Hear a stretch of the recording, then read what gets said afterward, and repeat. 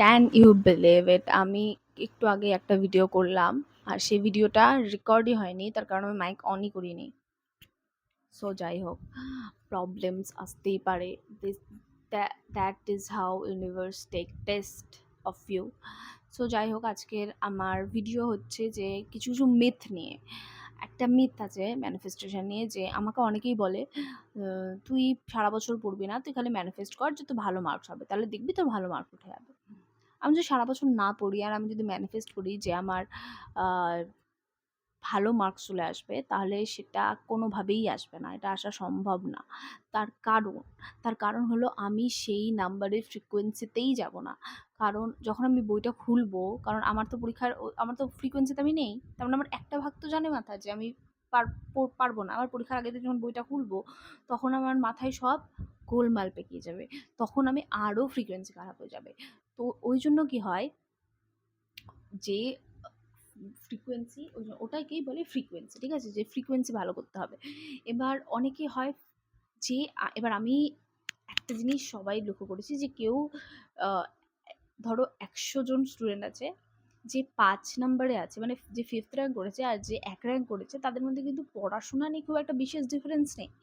তারপরেও যে কেউ ফিফথ র্যাঙ্ক করে, কেউ ফার্স্ট র্যাঙ্ক করে, ঠিক আছে, মানে ওরা কিন্তু ভবিষ্যতে সবাই দুজনেই কিন্তু ভালো জায়গাতেই যাবে। কিন্তু সমস্যাটা হয়ে যায় ওখানে যে যে ফার্স্ট র্যাঙ্ক করে তার ফ্রিকোয়েন্সি থাকে যে আমি ফার্স্ট র্যাঙ্ক করবো, আর যে ফিফথ র্যাঙ্ক করে তার ফ্রিকোয়েন্সি থাকে আমি এবার ফার্স্ট হতে পারবো, তো আমি কেন কোনোবার ফার্স্ট হই না, আমাকে ফার্স্ট হতে হবে, এই ধরনের ফ্রিকোয়েন্সিটা থাকে। তো এবার এটা গেল ফ্রিকোয়েন্সি। আর আমি যদি ভাবি যে আমি সারা বছর পড়ছি না আর আমি 100-100 পেয়ে যাবো, সেটা হয় না। কারণ আমাকে ফ্রিকোয়েন্সি মেনটেন করার জন্যই আমাকে পড়াশোনাটা করতে হবে। পড়াশোনা করলে তাহলেই আমি ওই ফ্রিকোয়েন্সিতে যেতে পারবো যে ফ্রিকোয়েন্সিটা আমাকে 100-100 এনে দেয়, ঠিক আছে। এই জন্য কি হয় যে অনেক সময় বলে না যে 3 মাস পরে আমি চাকরি পেয়ে যাবো, 3 মাস পরে কিন্তু অনেকে চাকরি পেয়ে যায়। তাদের ফার্স্ট থাকে সেটা মাইন্ডসেট।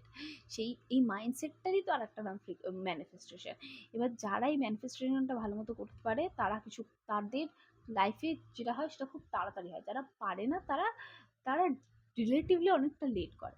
সো এবার যদি কেউ ম্যানিফেস্ট বুঝে যায়, দ্য সিক্রেট ক্র্যাক করে নেয়, আর সে যদি হেল্প করে, তাহলে তার কথা শোনো।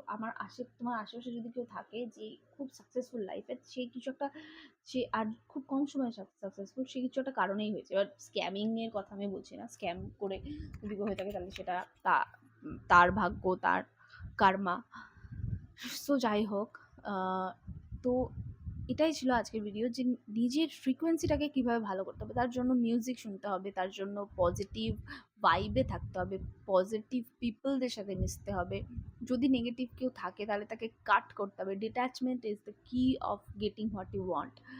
তুমি যদি ফ্রিকোয়েন্সি ভালো রাখার জন্য তোমাকে ডিট্যাচমেন্ট প্র্যাকটিস করতে হবে। এই পৃথিবীর কেউ তোমার না, ওই যে গীতাতে আছে না একটা কথা, যে তুমি কি হারিয়েছো, যা পেয়েছো তা এখান থেকেই পেয়েছো, তুমি যা নিয়েছো এখান থেকেই নিয়েছো। এইটা কিন্তু ডিট্যাচমেন্ট।